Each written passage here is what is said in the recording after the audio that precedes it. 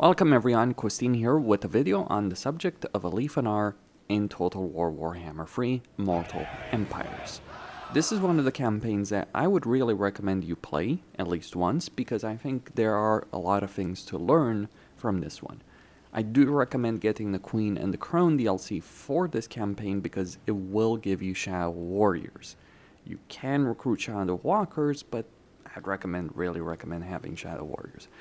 Either way, you want to get Elven Gardens to start getting a noble, and one of the things that's special about Alith Anar is that he does have these objectives in a campaign, but these are randomized at the beginning of each campaign. What you will want is to possibly restart this campaign over and over again. I'll even try and provide the save file in the description of this video, but start this campaign over and over and over again until you get an objective against this one initial enemy and against the enemy over here, and the third one here. It is distant away, there's some distance, but there's also an underworld sea lane that you can use to get over there, and you do have assassin heroes that you do have access in this campaign. Start getting military advancements as a research, and then go to Sinnelleos and declare war on the Forgebound and get a non-aggression pact in the process as well. Because you don't want Sinnelleos to just randomly declare war on you. If she breaks that non-aggression pact, it means she's preparing to declare war on you. And the reason you want one objective over here is this army, like Tarx is at war with this faction, but because of the way beastmen work, most of the time I just see Tarx doing nothing. If you're using an AI mod that improves the AI, things will change, but I'm just talking here by default. And then you go over here and you fight this battle. And you take this province. I would also recommend once you do take the shrine, that you use the load save character system, get a prince with adept, or get an archmage that has ridiculed. You can go for either of those regardless, or you can just get an archmage with the influence that you're going to pick up over here, because it really won't be a problem. You also have a very high ambush success chance, so you should be able to ambush that initial army. One of the things to be said about the Alith Anar's army is you kind of want to get rid of those spearmen from that army as quickly as possible. Just don't recruit replacements. Try not to lose them, because losing any units at the beginning of a campaign is going to be painful. Like, yeah, you cannot resolve that initial battle, but make sure you fight the shrine battle manually and the Blacklight Tower manually, and get a lord in the shrine to do some global recruitment, because you have a global recruitment duration. Do some global recruitment of Shadow Walkers. They're pretty expensive. They will take several turns. You can go with Shadow Warriors, but you can also recruit those normally. Now over here on turn 3, you do want to recruit that noble. I'd recommend using load save character, or just, recruiting a noble normally, because you will be able to use some of the influence you picked up. But I would recommend getting a frugal noble. Declaring war on any factions you see. I also declared war on Tarx before ending turn 1 over here. So just declaring war on some of these minor factions that are always going to be wiped out for some extra money. And yes, just winning battle after battle after battle over here without a problem. You should be able to win a lot of the early game battles over here with relative ease. You may have to fight them manually though. Regardless, you want to make sure you invoke, you switch to the Reaver Patrol commandment, and you also get this particular invocation. Probably would have been smarter to summon this guy before we actually moved over here, but make sure you send them through the Underworld Passage, and yeah, get full-on Bowmaster right here, get more Shadow Warriors, and next turn our Shadow Walkers should be finished right here, and we can go deal with this army. Definitely not. From Karen Carr. Now, the big trap in Alith Anar's campaign is actually taking over Karen Carr's territory. You do not need to do that, because if you take Karen Carr, that is just going to be an invitation for a lot of other factions to go after you. By the way, you want to loot and occupy both the settlements over here that you do have. So yeah, just send that for the Underworld Passage, and just hope that this army doesn't get wiped out. The problem is, if these armies get wiped out, you don't get a set of new objectives instantly. Instead, you'll get a set of objectives after 17 turns in this case. That is obviously not an ideal scenario for you as a player, so just understand that. And just understand what you're dealing with over there. Give those Shao warriors to Alith Anar. Right there. Okay, we can repair over here. And we can also get a peace agreement with these guys. Though I would probably wait even one turn, maybe take another settlement. Regardless, we get some replenishment, we get Weapon Master, we get Smoke and Mirrors and the Pendulum right there. And for Alith Anar, we're going to save up for the special skill line because we want to get that control. We also want to get Renegade. Those are both very, very powerful abilities that you want to make use of. So here I'm just going to, let's say we transfer the units that we don't really care about, and we get some more of these guys. Well, I guess in this case, you know, I could accept some things over here, or not. It's up, you know, it's one of those things, like, is it worth global recruiting? Is it not worth global recruiting? It's one of those decisions, right? I would say getting a full stack with Alith Anar as quickly as possible is kind of worth it most of the time. So yeah, we're just going to transfer these units that we're not going to use in this situation, and we want to switch to the Growth Commandment as well. So your hero will be teleported about, not there, around here, give or take. Now you do have an objective to go take the Shrine of Cain. It is worth it in every circumstance, and that's kind of one of the defining aspects here, because you start in a situation, you can deal with that, but the campaign is telling you go the other way around. You do want to, but you also can't ignore what you're also dealing with over here. Okay, so now with that sorted out, we do get a quest battle for Alith Anar. It isn't really a tricky quest battle, but just be prepared to take some casualties right there, and keep in mind what I've said again and again and again on this channel, that if you do go for quest battles and you take too many casualties, what that will do is just invite the AI to retaliate. Make sure you're going for the growth over here, and we can also declare war on this faction to maybe draw their army towards the Circle of Destruction so we can wipe it out faster. So okay, so our guy has been transported over here. That is going to give us more vision on other factions, including Mazdamundi, so we can declare war on the Keepers of Bliss and on Skegi right here.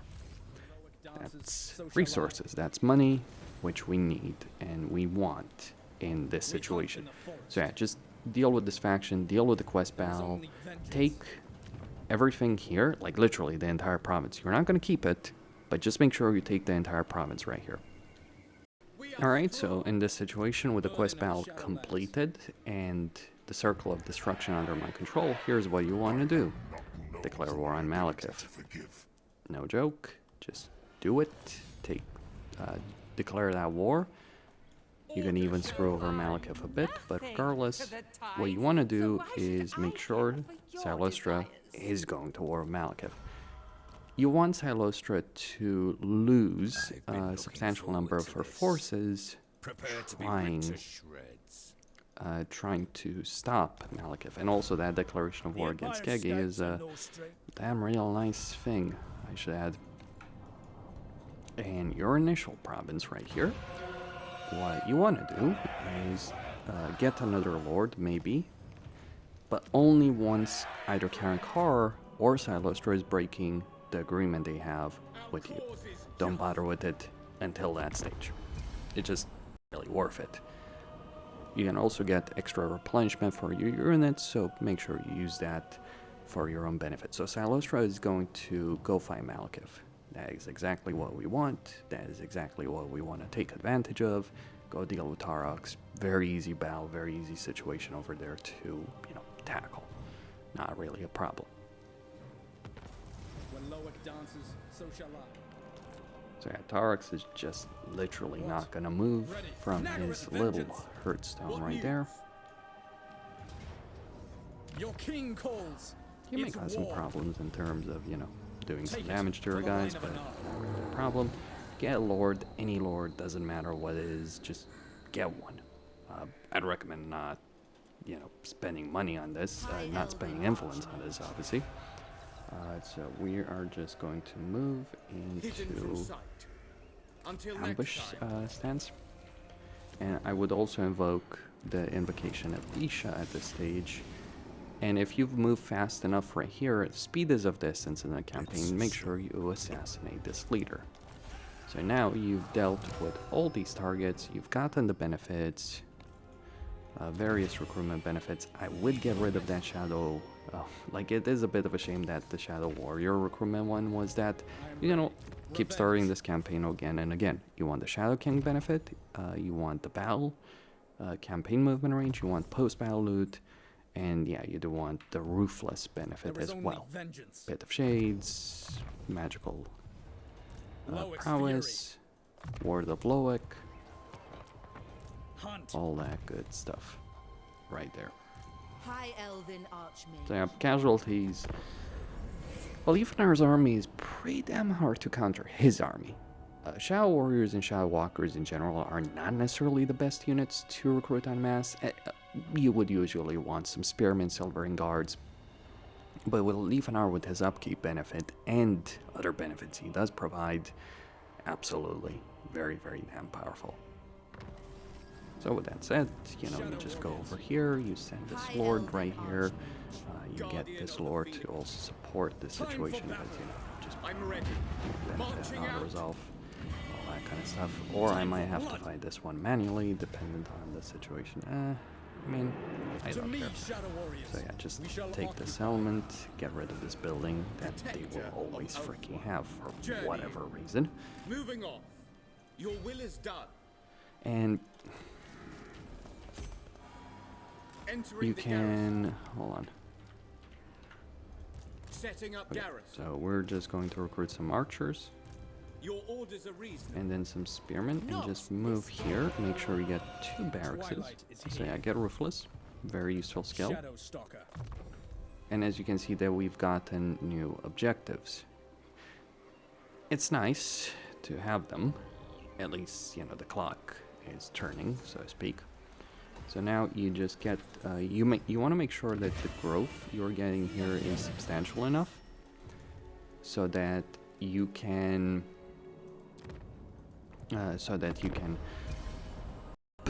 in a very strong position. There's also a landmark that the Sisters of Twilight will always have in this campaign that you want. And you also want for them to go to war against Malekith. Buy you time. It's not a question of wiping them out. And yes, the ogres will always go for Axe element, so make sure you're beating them to the punch with regards to that. So you take this element, build it up, or do nothing right now. The reason I would say do nothing right now is, well, public order may be a problem. Actually, it's not. So yeah, that's fine. Get another barracks right there. Get rid of that one army. And here we're not gonna sell anything this turn. Next turn. So just move your armies right here. You can do some. Actually, no. Let's move to the very edge of Silostra's territory.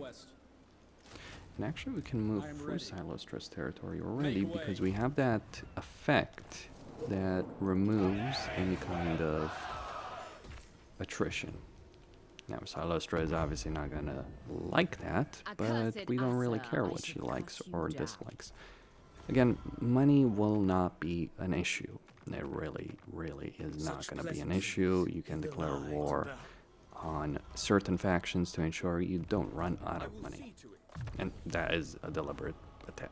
That is a deliberate thing on my part. Prince of Elfwa. Get knowledge of elf affairs.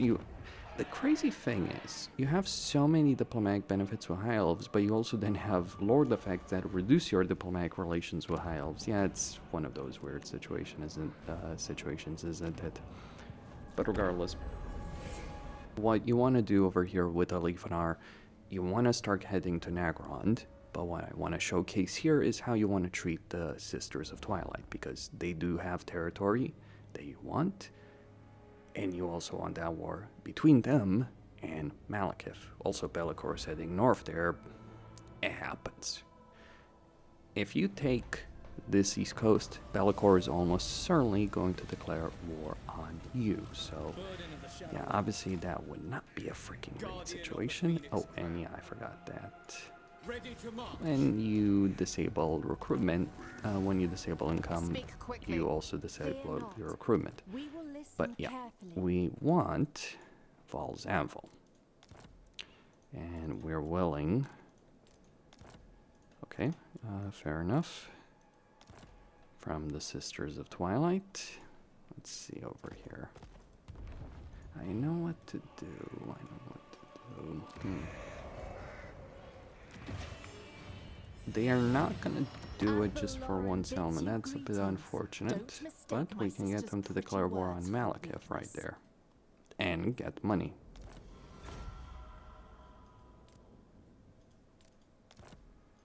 Okay, so they're not gonna give us Val's Anvil. It is possible to get Val's Anvil through diplomacy, but not necessarily all the time. Oh, there we go. Like I was trying to sell them the wrong thing, right? But yeah, don't worry too much about this. Just make sure you get Val's Anvil as a settlement. Yes, agreed. Don't make any other deal with them. But yeah, just you got the choice here. You can either go for the control building or go for the growth building. I'd recommend going for the growth building. Just personal perspective on that. It'll get you where you want faster. Beware the dangers that lurk in the sea, because there are dangers, real, legitimate dangers, to deal with. And yeah, just pay attention to what the other factions are fighting and where you might be able to take advantage. But now, both Silastra and the Sisters of Twilight are at war with Malekith. That is to our freaking advantage. You could also keep the Circle of Destruction, but that would mean Silastra is being incentivized to attack you. I mean, she's already very incentivized to attack you, but you know, you want to reduce that incentive as much as you possibly can. Be'lakor won't attack you unless you're unless you control this province, because it would be proximity based. So yeah, just go over here, take Nagareth, get the Shadow Crown. Okay, so once you've built barracks here, do some settlement trading for Hag Hall. You do want Hag Hall because it contains a structure that will be very, very beneficial for you as a player. This one. And yeah, you can, start messing around with regards to the situation in terms of I'm a bit concerned about that one, actually. Did they have the Sword of Cain there? Seriously? Well, I guess things do happen. You can declare war on Katik. No one's gonna bother you over that. No one really cares about Katik. So you now have 2 out of 3 settlements here without having to fight for them. We can get the 3rd. That ain't the problem. So get some spearmen. It's always better to push your economy to the brink of bankruptcy than to wait on things. Nakari is right there. That is a problem. But one you can deal with. But Nakari is going east. So if you deal with the Scourge of Cain quickly enough, you'll be fine. All set. For honor. I mean, obviously, as fine as can be, right? Given the freaking Sword of Cain. My prowess is needed. It is ours now. That rebellion will be sparking up over here, but that's not really a concern. That eagle does love to take a lot of freaking damage in terms of that result. Ready to serve. You want to get a mage building Now we strike. right here. Now you might say, oh, Malekith's just gonna It's war. come along This and will fund the be an war. annoyance, right? Kind of. I emphasize the kind of statement part Defender of the right Phoenix there. throne. Kind of. He can be, absolutely. You might want to get rid of one of the growth buildings at this stage and replace it with, start replacing it with economic buildings. And yeah, get trumpeters. By the time they're done, you should have the mage tower, so that will allow you to recruit other stuff. And look, if you're concerned about needing money, there's always global recruitment. Sorry, if you're concerned about needing troops, there's always global recruitment available.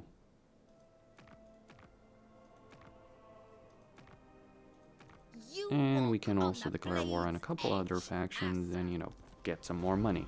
So be a bit careful about what you're doing there, because you might live to regret some of your decisions. I could cut you down in an instant, so speak. So it seems that in this case I was a bit too successful in regards to Silostra. I wanted to screw her over, but I certainly did not want Malekith to win that one. So now we have a strong base of operations and various options available. Make sure you get Merchant Lord, by the way. Oh, how wise. With regards to her, maybe she wins against Marafi, maybe she doesn't. Don't provoke Marafi. It's Alith Anar. not gonna be good for your health, suffice to say. You can fortify this element. You can leave the fortifications here in place in case Be'lakor shows up. But Be'lakor can't exactly attack this element directly. Just worth pointing out. So, get the growth building. Rebellion will spark up. Deal with said rebellion. Get more money to support your economy. And then, well, you can go for the Sword of Cain if you feel you need it. Personally, I don't think it's worth getting on Alith Anar. He's got a pretty strong army, but you can get it on a secondary army and make use of it there. That's a bit of a different discussion, isn't it? Now, of course, attacking this element would... Oh, okay. That's workable. High Elf settlements, by the way, are so formidable in terms of their defenses, you shouldn't struggle whatsoever. And yeah, it would be nice to, I guess, get more experience, but do they seriously have the Sword of Cain over here? Well, I guess they do. What do I know? Okay. So there's an army, and we can deal with that. Come in peace and let us. Yeah, What request would you Illyrian make of the Defensive Phoenix? As you Alliance. say. You finally get what you want. One of the principal reasons you actually want to come over here is the relationship that you can have with both If what you Tyrion and seek is Alariel. for the greater They're both good, great very trading well. partners, they're both great allies, and you kind of want both of them. And also you want Elfaria, so.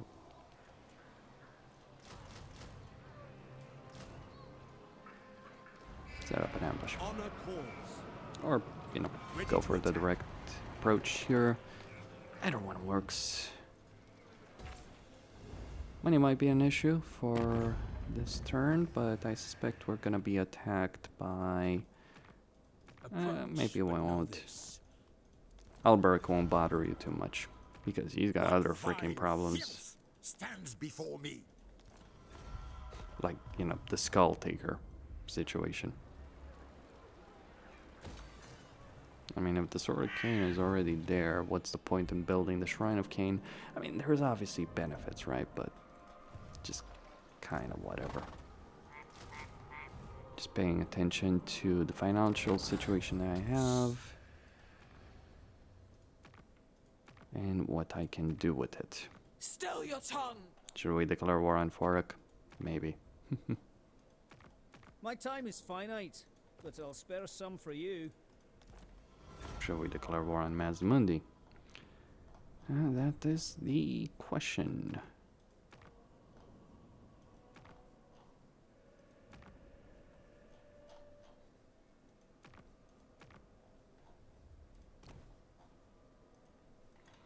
Various declaration of war options will likely exist. It's not gonna be a perfect one-to-one match, but yeah. Okay. Still a bit of enemy, a bit of money, but yeah, we can work with this. Yeah, not great. Not great, not great. Oh, that can work. Help me a bit. Declare war on the Dread Fleet. Or declare war on Grumbrindle. Let's go with Grumbrindle. I suspect Valkia will be wiping him out anyway.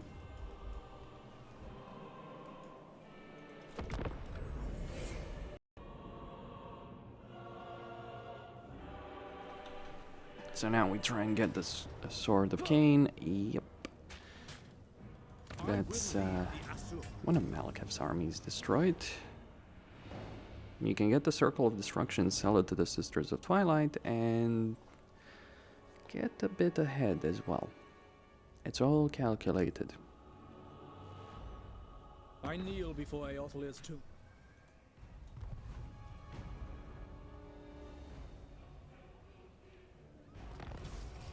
My only question is, where is the Sword of Cain? Shadow Stalker. Time for battle. Beware of knives in the dark. No, they got destroyed. No sword for you, I guess. Welcome. What do you wish to discuss? Yeah, get military access.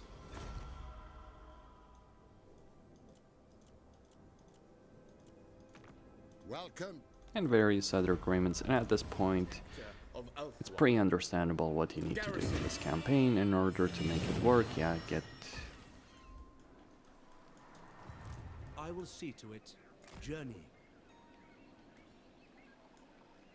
Oh, We shall continue later. Alkif.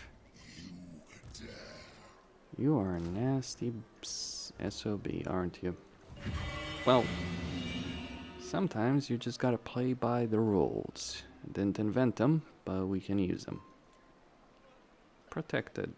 Seems like a reasonable one. I'm actually gonna save this one character. And yeah, get a bunch of magic. Get a bunch of...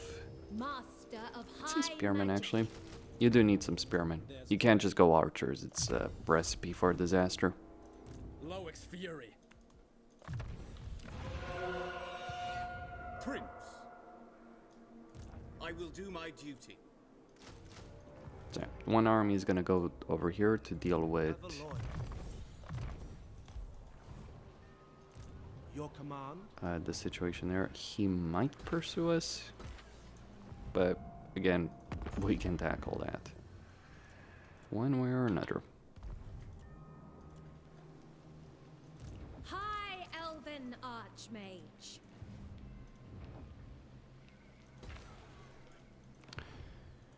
So is that damn situation? I am the defender of Ulthuan. Choose your... Prince.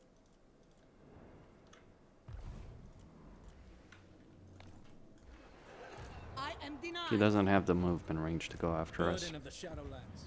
So we send Alith Anar to deal with our other army to deal with Noctilus. It seems like Tyrion is doing quite well against Noctilus, or doing really poorly. Take your pick. So let's see what Malekith does. I guess he's not gonna attack. Or maybe the sisters are attacking him? Who knows? Ah. Lethal grace given form. Most astute. Master of high Yeah, magic. that does also happen. When Loic dances, so shall I. Fate favors us. Shadow warriors. To me, shadow warriors. Take what we must.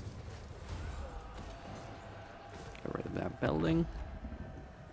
I mean, we just eliminated Nakari's principal recruitment structure, so... I am the defender of Ulthuan, as you say.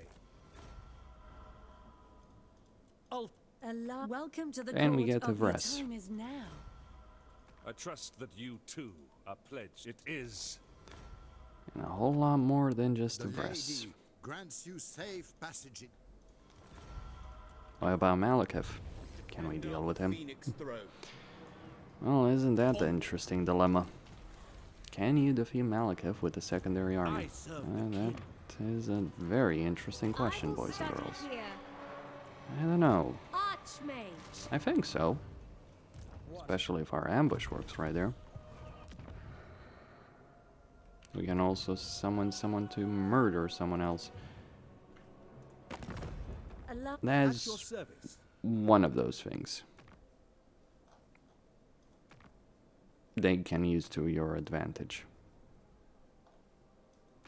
You might be tempted to declare war on Be'lakor at this point, but yeah, just be smart about it.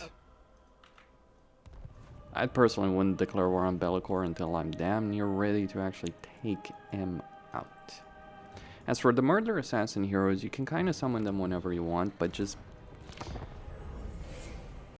be mindful of what you're getting yourself involved in. Yeah, there's that one. So, you win this battle, you win the campaign, you get the Circle of Destruction, you give that to Sisters of Twilight, you take the last element, you clear up Ulthuan, you confederate Ulthuan. It is a done deal at this stage. Yeah, obviously you'd want to fight this battle manually, beyond Malekith, but the question is, does it actually matter if you lose that? Because he's still at war with Silostra and Sisters. So, yeah, obviously you'd want to win that, but is it crucial? Like, you could abandon your entire initial province. I just want to showcase a couple of things here. Like, freaking Kemler showing up, really? Of all the things you can expect in a campaign. I mean, Make camp. I know he would, but I'm a bit surprised, I admit. Also, don't forget that you can get Siege Attacker on any army for the Invocation of Vol. It gives you some items, but the important thing is it gives you Siege Attacker with any army. And that's something you can use. So, ideally here, I would have beaten Malekith with that army. We have much She's to got the fucking Sword of Cain. Because apparently the freaking Dark Elves can get that thing very quickly. And you can see my economy is in the positive. Like, that's the aspect here.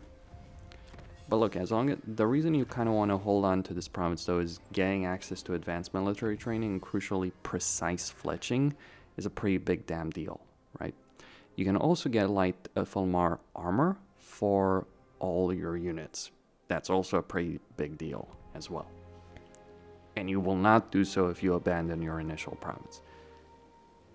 Fighting Malekith is not as hard as you think, especially considering all the benefits. It would have been better had I freaking ambushed him, but that's just how the situation goes, right? You can't expect to ambushing to always go in your favor.